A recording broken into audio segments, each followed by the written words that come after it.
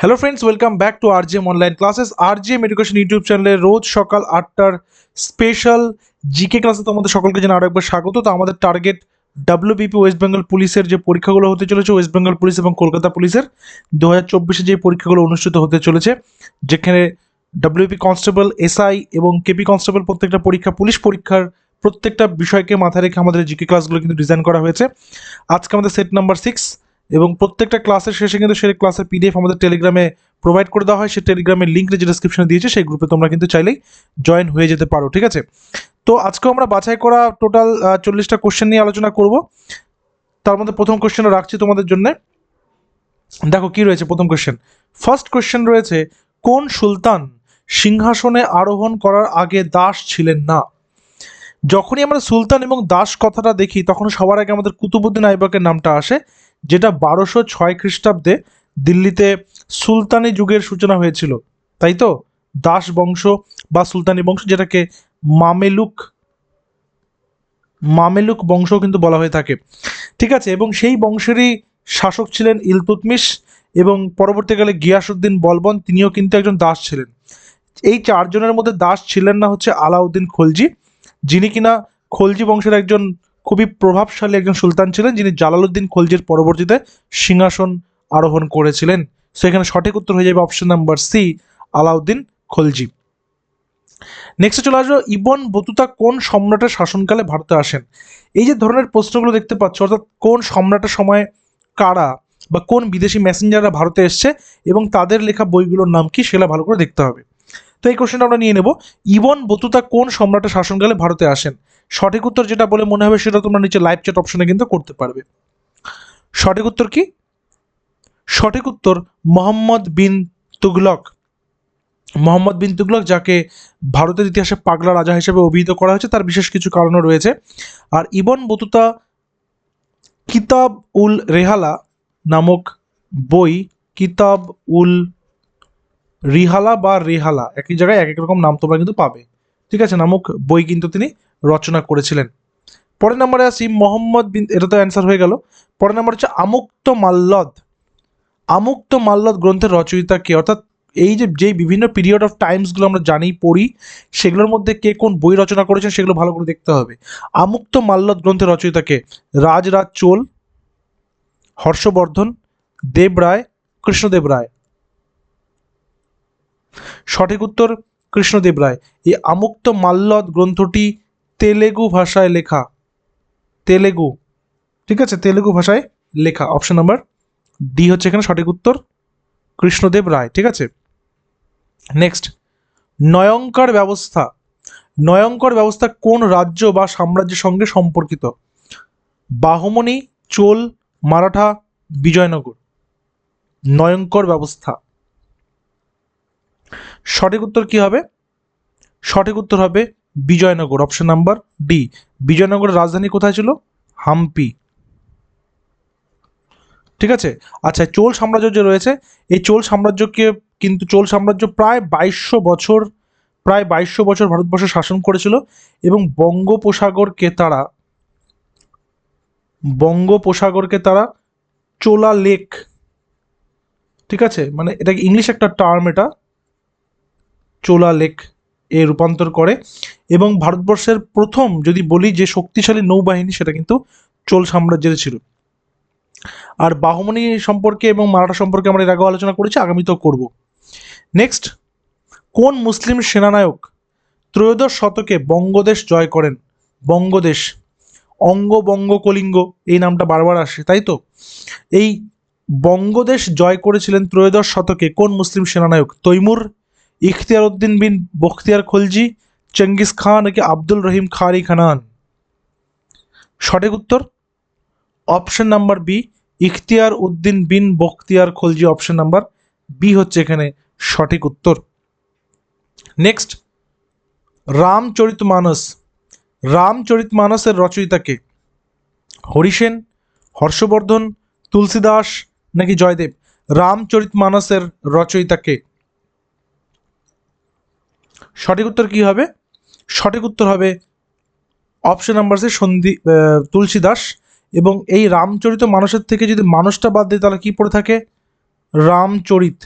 এই রামচরিত কে রচনা করেছেন? সন্ধ্যাকর নন্দী। কে করেছেন? সন্ধ্যাকর নন্দী। ওকে, চলো নেক্সটে যাব। নাম্বার 7, মনসবের অর্থ কি? মনসবদার কথাটা তোমরা পাবে যখনই তোমরা মুঘল পিরিয়ডটা পড়বে, এবং মুঘল পিরিয়ডে যখন আকবরের শাসনকাল আসবে তখন মনসবদার এই টার্মটা তোমরা কিন্তু পাবে। তো এই মনসব শব্দের অর্থ কি? পদ বা পদমর্যাদা, সেনানায়ক, নিষ্কর ভূমিদার, নাকি ধর্মগ্রন্থ? সঠিক উত্তর কি হবে? সঠিক উত্তর হচ্ছে পদমর্যাদা বা পদ। ঠিক আছে। কোন মধ্যযুগীয় শাসক আইন ই দহশালা প্রবর্তন করেছেন? আইন ই দহশালা, বলবন, ফিরোজ তুগলক, শের খান, নাকি আকবর? কারেক্ট অ্যান্সার আকবর। এছাড়াও তিনি দিন ই ইলাহি, সুলাহা ই কুল ইত্যাদির নির্মাণ করেন বা ইত্যাদি তৈরি করেন। নেক্সট, তিতুমিরের আসল নাম কি ছিল? যে নারকেলবেড়িয়ার বাসারকেল্লার ইতিহাস আমরা প্রত্যেকেই পড়েছি, যেটা দক্ষিণ চব্বিশ পরগনা, নদিয়া এবং ফরিদপুরে তার যে আন্দোলন, তার যে বিদ্রোহ ব্রিটিশ সরকারের অত্যাচারের বিরুদ্ধে গড়ে উঠেছিল, সেই তিতুমিরের আসল নাম কি সেটা বলতে হবে। সঠিক উত্তর কি সেটা বলতে হবে। সঠিক উত্তর option number B, Syed Mir Naser Ali বা মীর নিসার আলী। মীর নাসের আলী বা মীর নিসার আলী। ঠিক আছে, অপশন নাম্বার বি হচ্ছে কারেক্ট অ্যান্সার। উলগুলান শব্দটি নিম্নলিখিত কোন আন্দোলনের সঙ্গে জড়িত? মুন্ডা, সাঁওতাল, কোল, নাকি গোর্খা? দেখো, যে মুন্ডা উলগুলান আমরা একসাথে পড়েছি, যেটা কিনা বিরসা মুন্ডার হাত ধরে বা বিরসা মুন্ডার নেতৃত্বে হয়েছিল, তাই তো? বিরসা মুন্ডার নেতৃত্বে হয়েছিল কবে? 1899 থেকে 1900 সালে, তাই তো এই বিদ্রোহটা হয়েছিল। তো সঠিক উত্তর হচ্ছে মুন্ডা অভ্যুত্থান, অপশন নাম্বার এ। নেক্সট আসবে নাম্বার 11তে, 1857 খ্রিস্টাব্দে বিদ্রোহের সময় কে মুঘল সম্রাট ছিলেন? 1857 বিদ্রোহের সময় মুঘল সম্রাট কে ছিলেন? আওরঙ্গজেব, মীর কাসিম, দ্বিতীয় বাহাদুর শাহ, নাকি সরফরাজ খান? 1857 বিদ্রোহের সময় কে মুঘল সম্রাট ছিলেন?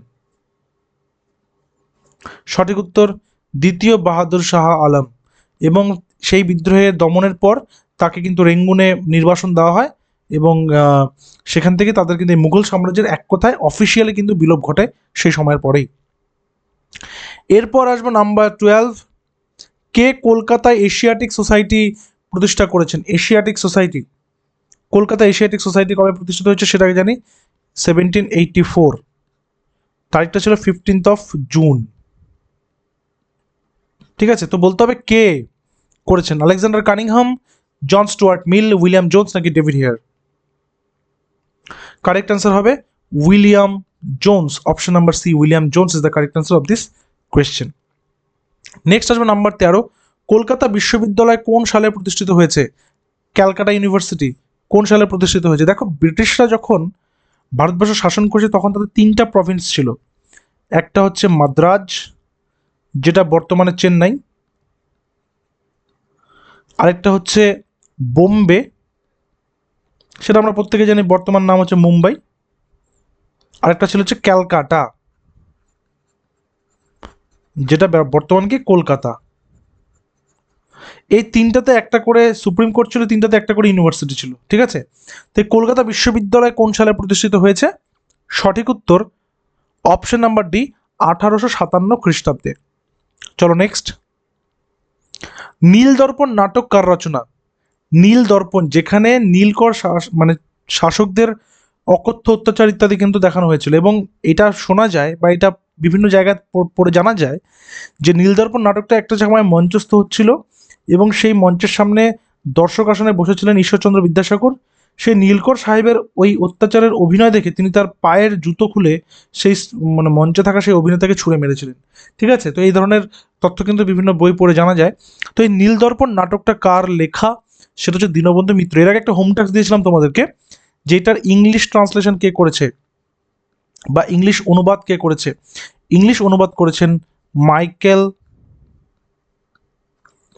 মধুসূদন দত্ত মহাশয়, ঠিক আছে, মাইকেল মধুসূদন দত্ত, এটা ইংলিশ অনুবাদ করেছেন।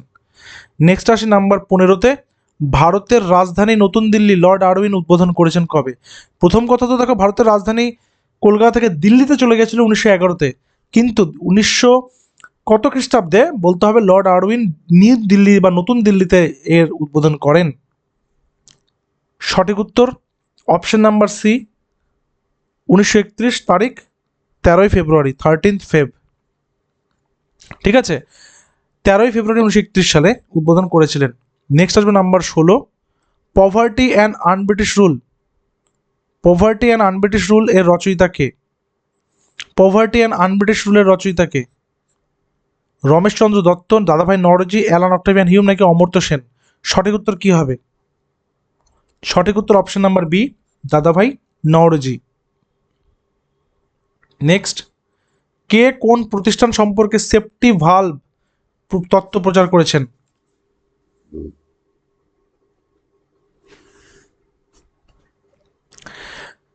সঠিক উত্তর কি হবে? এই প্রশ্নের সঠিক উত্তর হবে option number A, Alan Octavian Hume, ভারতীয় জাতীয় কংগ্রেস সম্পর্কে সেফটি ভালভ। দেখো, এটা হচ্ছে 1885 খ্রিস্টাব্দে বোম্বেতে এটা কিন্তু প্রতিষ্ঠা হয়, এবং অ্যালান অক্টেভিয়ান হিউম সেই প্রতিষ্ঠা সময়কার একজন বিশেষ গুরুত্বপূর্ণ সদস্য ছিলেন, এবং সভাপতিত্ব করেছিলেন উমেশচন্দ্র বন্দ্যোপাধ্যায়। নেক্সট, কোন ভারতীয় জাতীয়তাবাদী নেতাকে great old man of India বলা হয়? এটা এর আগেও আমরা করেছি, এটা হোম টাস্ক থাকলো তোমাদের, কাইন্ডলি তোমরা একটা কমেন্টে জানিয়ে দেবে, ঠিক আছে, এটা হোম টাস্ক থাকলো। বদরুদ্দিন তৈয়বজি, সুরেন্দ্রনাথ ব্যানার্জি, গোপালকৃষ্ণ গোখলে নাকি দাদাভাই নওরোজি? এরপর, কে নিম্নবর্গের ইতিহাস রচনার বা চর্চার সূচনা করেন? কে নিম্নবর্গের ইতিহাস চর্চার সূচনা করেন? শাহিদ আমিন, রণজিৎ গুহ, পার্থ চ্যাটার্জি নাকি গৌতম ভদ্র? কে নিম্নবর্গের ইতিহাস চর্চার সূচনা করেছেন? সঠিক উত্তর রণজিৎ গুহ। কবে? 1982, 1982 খ্রিস্টাব্দে। আচ্ছা, তার লেখা একটা বিখ্যাত বই অন সাম অ্যাসপেক্টস, আমি পাশে লিখে দিচ্ছি নামটা, on some aspects of the historiography. তোমরা একটু কাইন্ডলি এটা মার্ক করে রাখবে বা লিখে রাখবে, হিস্টোরিগ্রাফি অফ কলোনিয়াল ইন্ডিয়া।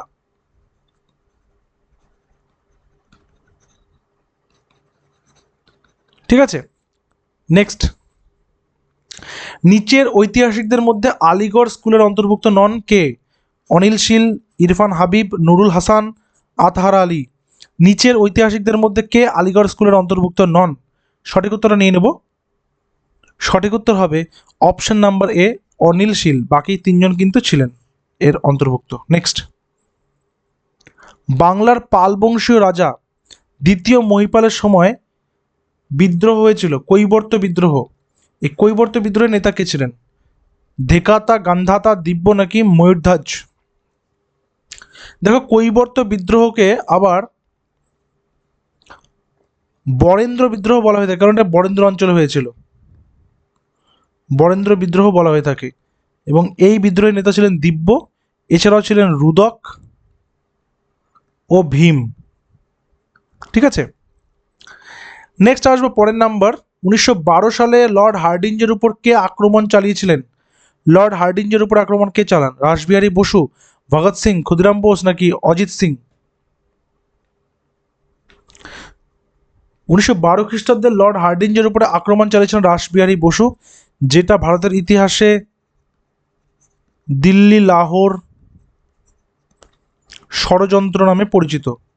এছাড়াও তোমরা কাকরি ষড়যন্ত্র পড়বে, তোমরা লাহোর ষড়যন্ত্র পড়বে আলাদা আলাদা করে। ঠিক আছে। নেক্সট আসবো নাম্বার 23, 1919 খ্রিস্টাব্দে আইন কি নামে পরিচিত ছিল? 1919 খ্রিস্টাব্দের আইন Rowlatt act, Morley Minto act, Chelmsford act নাকি সাইমন অ্যাক্ট? 1919 খ্রিস্টাব্দের আইন কি নামে পরিচিত ছিল? সঠিক উত্তর রাওলাট অ্যাক্ট। এবং এই অ্যাক্টের পরবর্তীতেই কিন্তু ম্যাসাকার অফ জালিয়াওয়ালাবাগ হয়েছিল, বা জালিয়াওয়ালাবাগের হত্যাকাণ্ড হয়েছিল 1919 খ্রিস্টাব্দের এপ্রিল মাসে। এরপর আসবো নাম্বার 24, বলছে গুপ্ত বংশের কোন রাজা লিচ্ছবি দৌহিত্র নামে পরিচিত?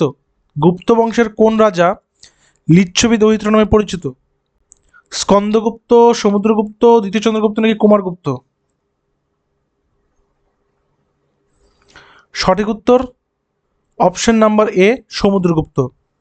আচ্ছা, এখানে স্কন্দগুপ্ত নামটা তোমরা দেখতে পাচ্ছ, স্কন্দগুপ্ত কিন্তু যে হুন আক্রমণ প্রতিহত করেছিলেন। ঠিক আছে। খালিমপুর তাম্রপট পাল বংশীয় কোন রাজার সমর কীর্তি সম্পর্কে অবহিত করে? খালিমপুর তাম্রপট দেবপাল, রামপাল, ধর্মপাল নাকি প্রথম মহিপাল? সঠিক উত্তর ধর্মপাল সম্পর্কে, অপশন নাম্বার সি। ভারতীয় ঔপনিবেশিক ইতিহাসে কোন ঘটনাটি ভারতের প্রথম স্বাধীনতা যুদ্ধ বলে গণ্য করা হয়?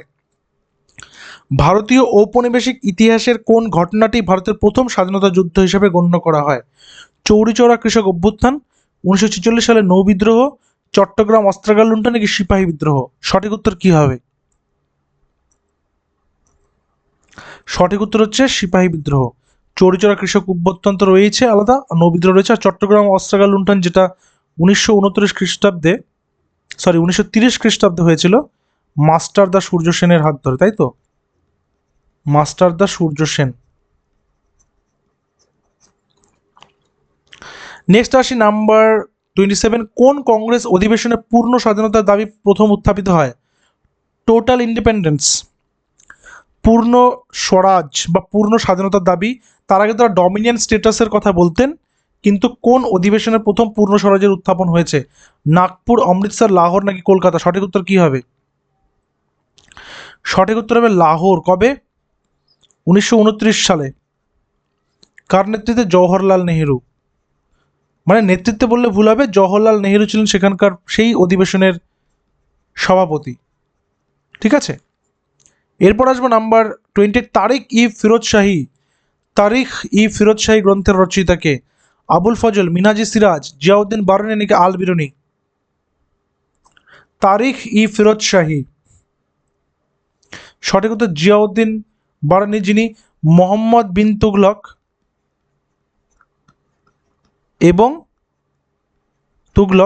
এবং Firoz Shah Tughlaq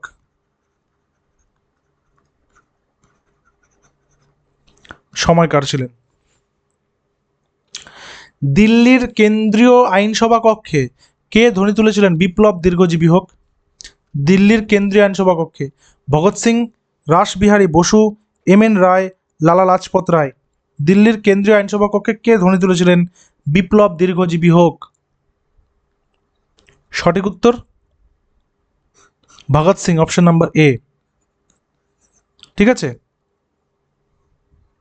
long live revolution তিনি বলেছিলেন। 1906 খ্রিস্টাব্দ, যেখানে সিমলায় মুসলিম প্রতিনিধি দলের নেতৃত্ব দিয়েছিলেন কে? 1906 খ্রিস্টাব্দে সিমলায় যে মুসলিম প্রতিনিধি দল অনুষ্ঠান করেছিল সেটার প্রতিনিধি কে ছিলেন? সালিমুল্লাহ, আগা খান, মোহাম্মদ আলী নাকি শওকত আলী? মোহাম্মদ আলী এবং শওকত আলী হচ্ছে আলী ব্রাদার্স, যারা খিলাফত আন্দোলনের প্রবক্তা ছিলেন। কিন্তু এখানে প্রশ্নটা হচ্ছে 1906 খ্রিস্টাব্দে সিমলায় মুসলিম প্রতিনিধি দলের নেতৃত্ব কে দিয়েছিলেন? সঠিক উত্তর হবে Aga Khan, option number B. এরপর টোডরমল কে ছিলেন? দেখো, আকবরের যে রাজসভা ছিল সেখানে নবরত্ন বিরাজ করতেন, যেখানে তানসেন ছিলেন, বীরবল ছিলেন, টোডরমল ছিলেন, আবুল ফজল ছিলেন, আব্দুল কাদের বদানি, তিনি নবরত্নের মধ্যে তাকে কাউন্ট করা হয় না। মোল্লাদ পিয়াজা ছিলেন। ঠিক আছে। তো এখানে সঠিক উত্তর হচ্ছে আকবরের রাজসভার একজন রাজস্ব বিষয়ক বিশেষজ্ঞ, বা তাকে রাজস্ব মন্ত্রীও বলা হয়ে থাকে। তো অপশন নাম্বার বি হচ্ছে এখানে সঠিক উত্তর, এবং তিনি নবরত্নের একজনও ছিলেন। ঠিক আছে। মহাত্মা গান্ধী প্রতিষ্ঠিত শ্রমিক সংগঠনের নাম কি? মহাত্মা গান্ধী কোন শ্রমিক সংগঠন প্রতিষ্ঠা করেছেন?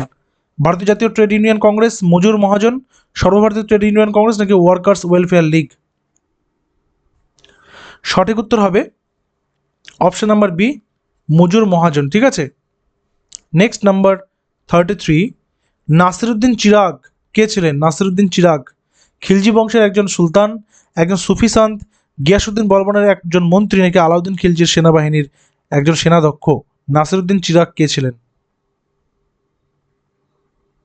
সঠিক উত্তর একজন সুফি সন্ত, যিনি চিশতি সম্প্রদায়ের ছিলেন। চিশতি সম্প্রদায়। ঠিক আছে। নেক্সট অনুশীলন সমিতির প্রতিষ্ঠাতা কে? বেসিক্যালি অনুশীলন সমিতির দুজন প্রতিষ্ঠাকাল এবং প্রতিষ্ঠার সময় এবং যারা যারা ছিলেন তাদের মধ্যে দুজনের নাম খুব বেশি উল্লেখ করা হয়। এই অনুশীলন সমিতির একজন প্রতিষ্ঠাতা ছিলেন প্রমথনাথ মিত্র এবং তার সাথে আরও একজন ছিলেন, তিনি হচ্ছেন সতীশচন্দ্র বসু। সতীশচন্দ্র বসু। আচ্ছা, সময়কালটা আমরা নিয়ে নেব। সময়কালটা হচ্ছে 1902 খ্রিস্টাব্দ। ঠিক আছে, চলো পরের নাম্বারে যাব। নাম্বার 35, দিল্লির সুলতানের শেষ শাসক কে ছিলেন? সালটা 1526, প্রথম পানিপথের যুদ্ধ, তাই তো? প্রথম পানিপথ। বাবর আসছেন তার সেনাবাহিনী নিয়ে, কামান নিয়ে, কার বিরুদ্ধে? ইব্রাহিম লোদির বিরুদ্ধে, যেখানে ইব্রাহিম লোদির পরাজয় ঘটছে এবং দিল্লির সুলতানি সাম্রাজ্যের সব শেষ ঘটছে, তাই না? তো অপশন নাম্বার বি হচ্ছে এখানে সঠিক উত্তর, ইব্রাহিম লোদি। নেক্সট, আজাদ হিন্দ ফৌজ কোথায় প্রথম স্থাপিত হয়েছিল? যেটা পরবর্তীকালে ইন্ডিয়ান ন্যাশনাল আর্মি আইএনএ রূপান্তরিত হয় পরবর্তীকালে, কিন্তু আজাদ হিন্দ ফৌজ গঠিত হয়েছিল কোথায়? টোকিও, রেঙ্গুন, সিঙ্গাপুর নাকি ব্যাংকক? সঠিক উত্তর, সঠিক উত্তর হবে সিঙ্গাপুর। আচ্ছা, এর পিছনে কিন্তু রাসবিহারী বসুর বিশেষ অবদান ছিল। খানোয়ার যুদ্ধে বাবরের প্রথম প্রতিপক্ষ কে ছিলেন? খানোয়ার যুদ্ধ, মাহমুদ লোদি, হিমু, রানা সাঙ্গা নাকি কেউ না? দেখো, 1526 খ্রিস্টাব্দে যখন প্রথম পানিপথ জয়লাভ করলো, তখন পরের বছর 1527 খ্রিস্টাব্দে বাবরের সব থেকে বড় প্রতিপক্ষ ছিল রাজপুতরা, রাজপুত। আর সে রাজপুতদেরই রানা সাঙ্গা বা রানা সঙ্গ, মেবারের রানা সঙ্গ, তিনি কিন্তু এই খানোয়ার যুদ্ধে বাবরের বিরুদ্ধে অগ্রসর হন এবং পরাজিত হন। বাবর এই যুদ্ধে জয়লাভের পরে গাজী উপাধি ধারণ করেছিলেন, গাজী। ঠিক আছে, নেক্সট আসবো পরের নাম্বার 38। নীল বিদ্রোহ নিয়ে নিয়মিত আলোকপাত করা হতো কোন পত্রিকা, বা নীল বিদ্রোহ নিয়ে নিয়মিত কোন পত্রিকা লেখা হতো? Hindu Patriot, Times of India, Statesman নাকি ইংলিশম্যান? সঠিক উত্তর কি হবে? সঠিক উত্তর হবে হিন্দু প্যাট্রিয়ট পত্রিকা। নিচে উল্লেখিত ব্যক্তিদের মধ্যে কে জাহাঙ্গীরের রাজসভায় এসেছিলেন? আউট অফ 40 কত স্কোর হচ্ছে সেটা কিন্তু জানিও শেষে, ঠিক আছে? এবং তোমরা প্রত্যেকের টেলিগ্রামে জয়েন হয়ে যাবে, এই পিডিএফগুলো কিন্তু ফ্রিতে পেয়ে যাবে সেখানে।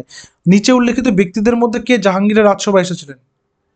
নিকলো কন্টি, ফ্রাঙ্কোয়া বার্নিয়ার, স্যার টমাস রো নাকি আথানাসিয়াস নিকিতিন? সঠিক উত্তর কি হবে? সঠিক উত্তর স্যার টমাস রো, যিনি ইংল্যান্ডের রাজা প্রথম জেমসের প্রতিনিধি ছিলেন। ঠিক আছে, কবে এসেছিলেন? 1615 খ্রিস্টাব্দে। নেক্সট আসবে নাম্বার 40। স্বরাজ আমার জন্মগত অধিকার কে বলেছিলেন? স্বরাজ আমার জন্মগত অধিকার কে বলেছিলেন? বাল গঙ্গাধর তিলক, বিপিন চন্দ্র পাল, লালা লাজপত রায়, মহাত্মা গান্ধী? স্বরাজ আমার জন্মগত অধিকার এটা বলেছিলেন বাল গঙ্গাধর তিলক, অপশন নাম্বার এ। ঠিক আছে, সো আউট অফ 40 তোমাদের স্কোর কত হলো? এবং একটা হোম টাস্কও কিন্তু আজকে মাঝখানে দিয়েছি, ওটা তোমরা কাইন্ডলি জানাবে, কমেন্টে জানাবে। দেখা হচ্ছে পরবর্তী ক্লাসে। Till then stay connected with RGM education YouTube channel. Thank you very much.